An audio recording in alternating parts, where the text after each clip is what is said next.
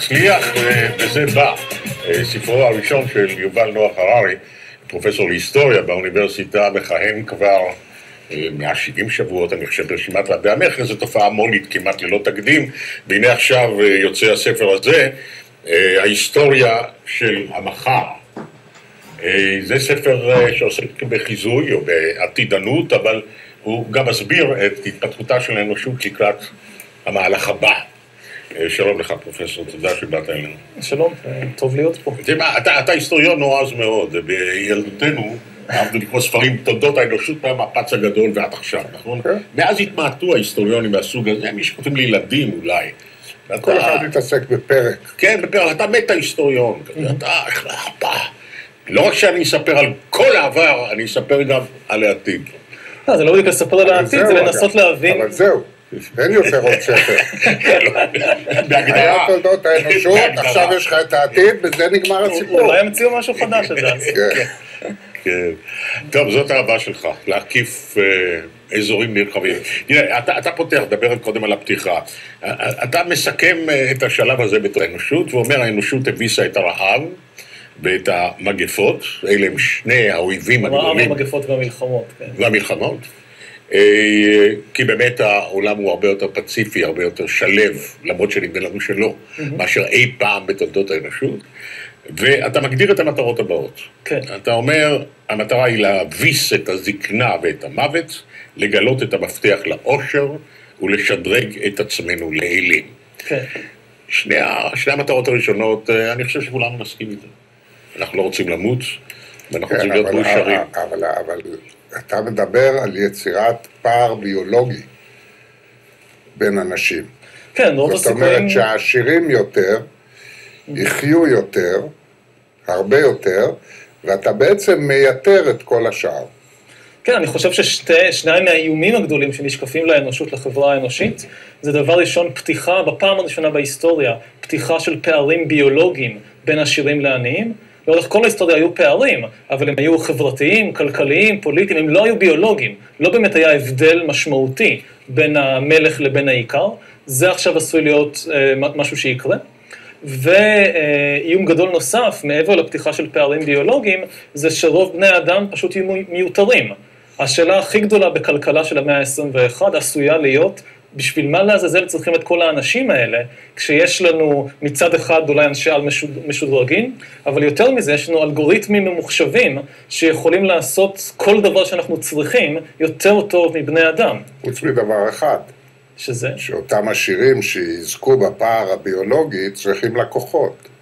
לקוחות, זה באמת מאוד מעניין, כי יש כלכלנים במיוחד אמריקאים שטוענים שמה שישאר לבני אדם, התפקיד של בני האדם יתמצא בסופו של דבר להיות לקוחות. יש הרבה אמריקאים שכבר מגשימים את זה היום, שהם אומרים התפקיד של ארצות הברית בכלכלה העולמית זה לקנות, כל אחד מתמחה במשהו הכי טוב בו, הסינים מייצרים, יודעים לייצר, אנחנו האמריקאים קונים, אנחנו לקוחות, זה חלוקת עבודה. זה לא נשמע לי המודל הכלכלי הכי מבטיח. אתה מתמודד שאלות העושר. ובצדק אתה קובע שהבעיה הזאת לא נפתרה, שאנחנו לעולם לא מסופקים, וזה, ככה אתה קובע, אינסטינקט ביולוגי. אם היינו מסופקים כתוצאה ממאמץ מביא סיפוק כמו טיפוס על הר, ונחים לנצח, לא היינו פועלים. ככה חיה נוהגת. אם הסנאי, אתה אומר, יהיה לו מזונות כדי צורכו, הוא יהיה מבסוט, לאללה, השמש תזרח, והוא לא יעשה כלום. ואת זה אתה אומר, האנושות תפתור באחת משתי דרכים. או תלמד את עצמה לאיפוק, להיפטר מהסבל, כלומר להיפטר מהכפיפות לסבל, או קימיקלים. וקימיקלים זאת כנראה הדרך. לא שזאת כנראה הדרך, זה כנראה כרגע נראה שלשם האנושות יותר נוטה. מה שהאדם הוכיח לאורך אלפי שנים האחרונות, זה שיש לו כישרון פנומנלי לצבור כוח, אנחנו מעולים בלהשיג עוד כוח, אנחנו ממש לא טובים בלתרגם את הכוח הזה לשביעות רצון, לאושר, להקטנה של הסבל, ויש סימנים לכך שבמאה ה-21 אנחנו ננסה סוף סוף לפצח את הדבר הזה, באמצעות פיצוח של הביוכימיה האנושית, שלדעת יותר ויותר אנשים, לא בטוח שזה נכון, אבל אתה מסתכל על הטרנדים, על האופנות במחקר, ברפואה, יותר ויותר אנשים חושבים שאם רק נוכל לפצח את הביוכימיה האנושית ולהתחיל לשחק איתה, שם גם יימצא המפתח לאושר. בחלק אחר של הספר אתה מנסה להתמודד עם שאלת מותר האדם. ואתה שולל כמה דברים עד שאתה מגיע לפתרון. ראשית כל אתה שולל את קיומה של נשמה. נכון? לא, אני אישית שולל, המדע המודרני לא מכיר בקיומו של דבר כזה נשמה. אבל גם את ההומניזם. ההומניזם זה בשלב יותר מאוחר, כן.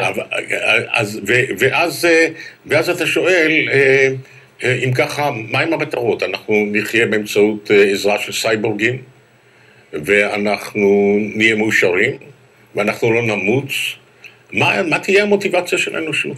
דבר שאני צריך להדגיש, אין שום ודאות שהמטרות האלה יוגשמו, רוב הסיכויים שבמאה ה-21 הם לא יוגשמו, מי שמפנטז לחיות לנצח, כנראה שמחכה לו אכזבה די מרה.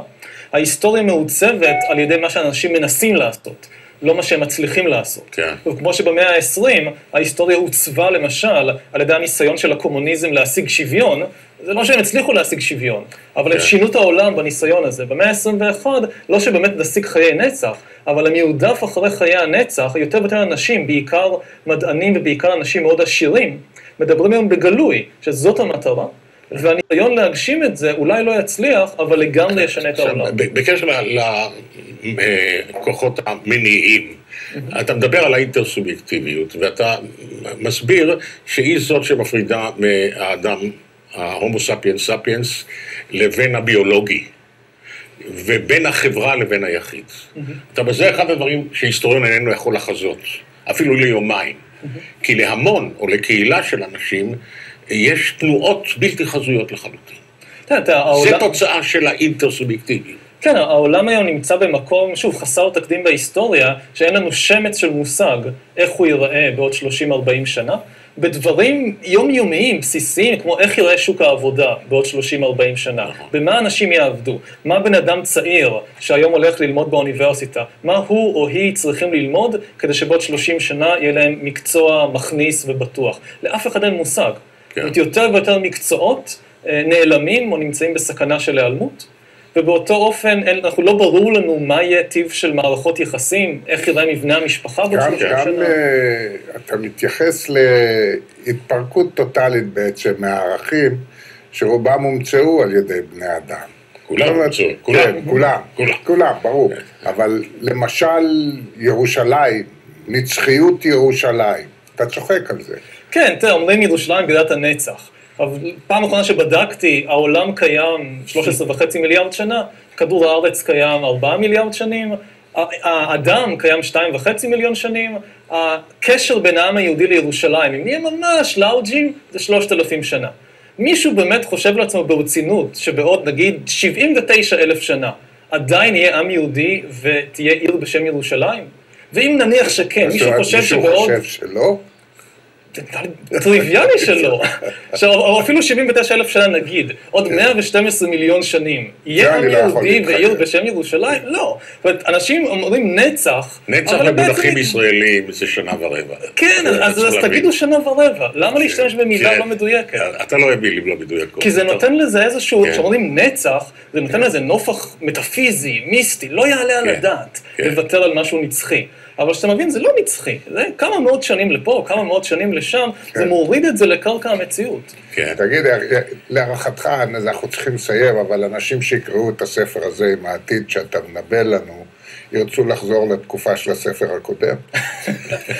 זה אני חייב ואני יודע, אבל שוב, צריך להגיד, זה לא ספר של נבואות, זה ספר שבודק איזה אפשרויות יש לפנינו, מה מתוך כל האפשרויות האלה תתגשמנה, זה במידה רבה בידיים שלנו. כן. תודה רבה לכם, פרופסור יובל מלך הררי. תודה לכם.